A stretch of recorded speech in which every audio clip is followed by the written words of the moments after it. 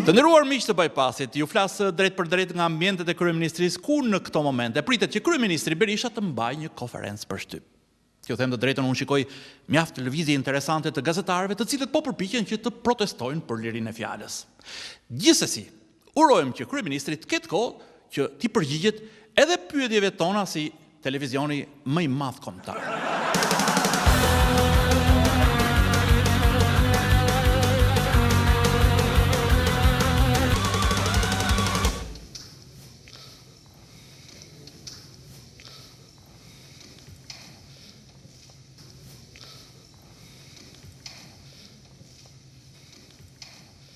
Le të fillojmë direkt me pyetjet tuaja pa ndonjë deklaratë. Përshëndetje zoti kryeministër. Do dëshiroja që t'ju bëja disa pyetje, por ama jashtë sferës politike. Faleminderit për pyetjen. Edhe unë ju falenderoj për gatishmërinë tuaj për të dhënë përgjigje zoti kryeministër, por në fillim le ta bëjmë pyetjen, pastaj të përgjigjemi. Absolutisht mazhoranca nuk ka asnjë hezitim. Okej. Me që ram dakord që të mos e nisim me politik, cila ka qenë, le të themi, toleranca më e madhe që ju keni bërë gjatë karrierës suaj politike? Më është kërkuar që pas fjalimit kryesor të kryeministrit, a mund të pranohet të ndryshohet rregullorja dhe ta marr fjalën kryetari i opozitës? Plotësisht dakord. Dhe jo 2 minuta si të parashikon rregullori, 10 minuta. Besoj se ata që ja u kanë kërkuar këtë kanë qenë njerëz me shumë influencë tek ju, përndryshe nuk mund të konceptojë një gjë e tillë. Për fat të mirë, kësaj radhe, ata që propozuan ishin përfaqësues të institucioneve tjera, jo shqiptare. Dhe unë e pranova. Zoti kryeministër, si një përkrahas i medias, besoj se nuk ndiheni bezdisur nga pyetjet e mediave të tjera pas shpinës time, apo jo? Kjo nuk mund të ndodhi.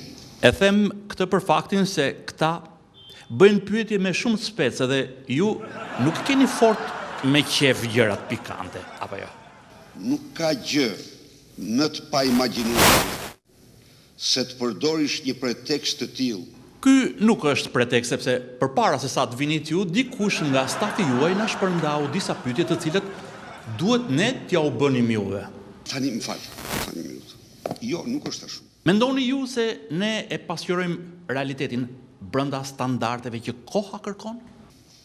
Një standard në bubullim ku e fitove dhe një standard tjetër në Dremenas ku nuk e fiton dot. Një standard tjetër në Divjak ku nuk e fiton dot. Një standard tjetër në Bashkinë e Firit ku nuk e fiton dot. Sipas statistikave,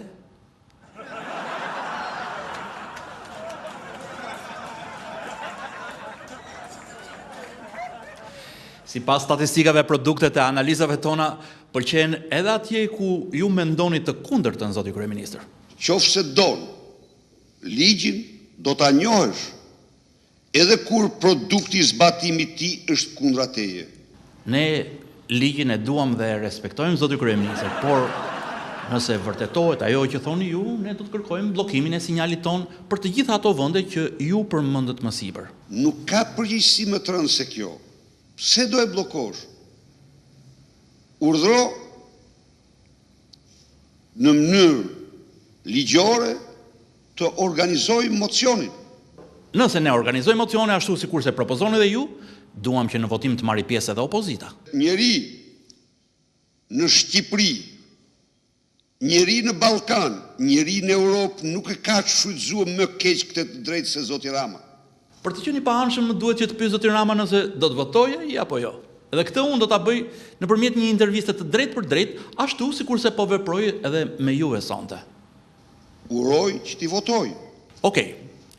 Do të doja që sot të ndaj me ju një shqetësim të vogël, zoti kryeministër, në këtë 100 vjetor. Në panajirin e librit u prezantua një vepër shkencore. Vëllezër dhe motra budallej, jemi shtuar shumë, si do t'ja bëjmë? Ç'mendim keni ju, zoti kryeministër? Si do t'ja bëjmë? Dakord. Vetëm se si gazetar i një televizioni tashmë të profilizuar në problematikën ekonomike, unë do të kërkoja njerëzisht të bëni një kontroll të shifrave të shpallura nga të tjerët dhe ato të qeverisë shqiptare çdo vit, 3 vit të fundit. Jo, në fakt ne nuk kemi ndonjë shifër të saktë, thjesht kemi konstatuar se jemi shtuar shumë.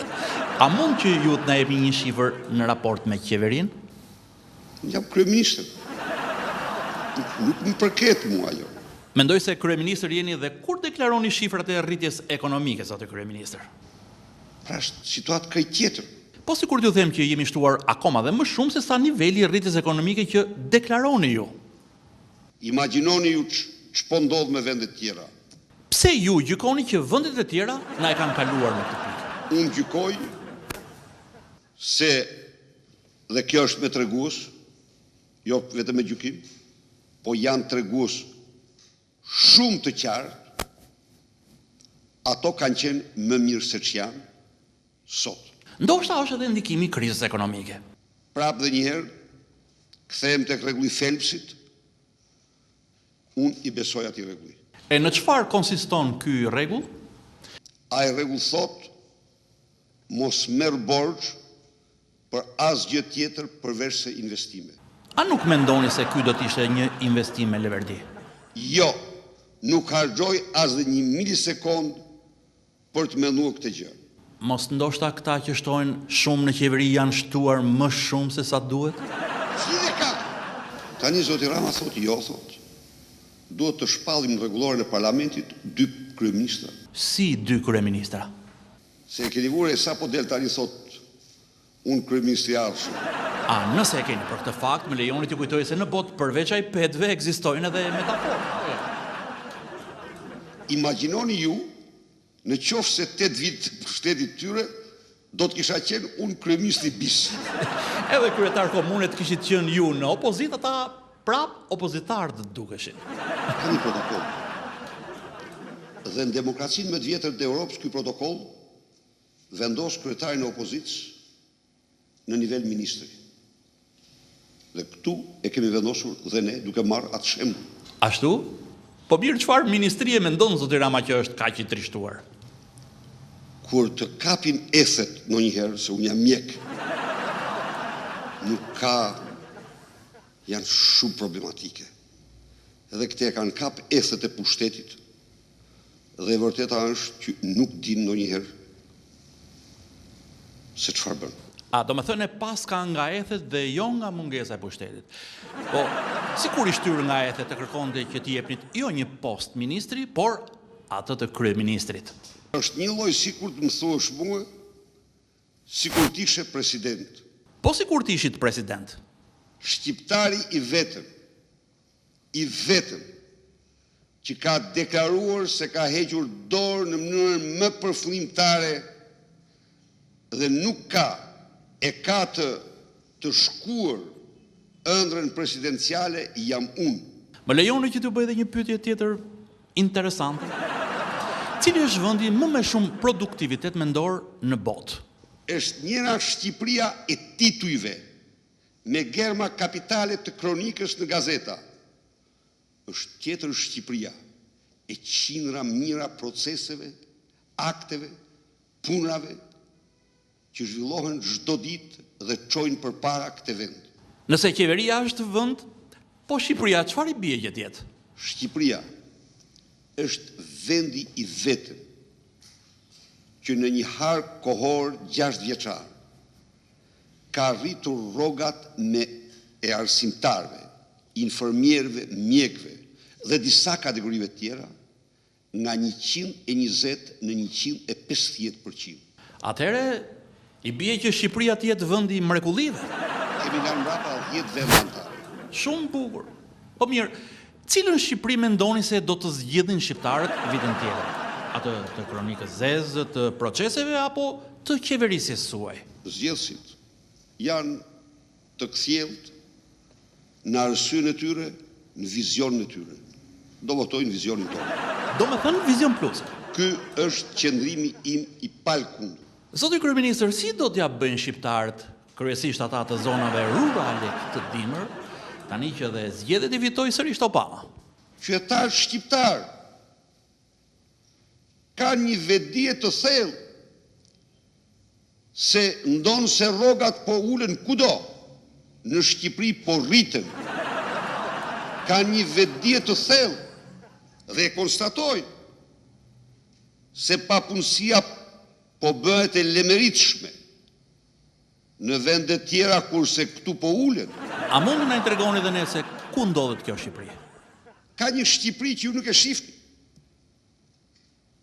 Ka një Shqipëri që është jashtë ekraneve tuaja, por një Shqipëri në të cilën punojnë 10 mijëra vetë.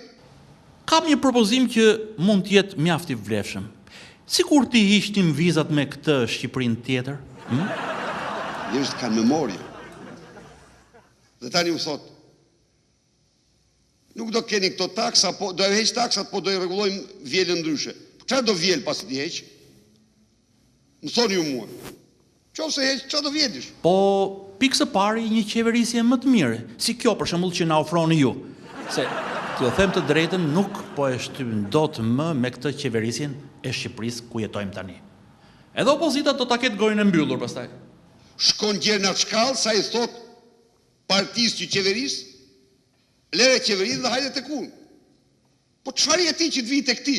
Rang ministri sikurse e tha dhe më lart. Pastaj ftesa është vetëm për njërin nga Shqipëritë, jo për të gjitha.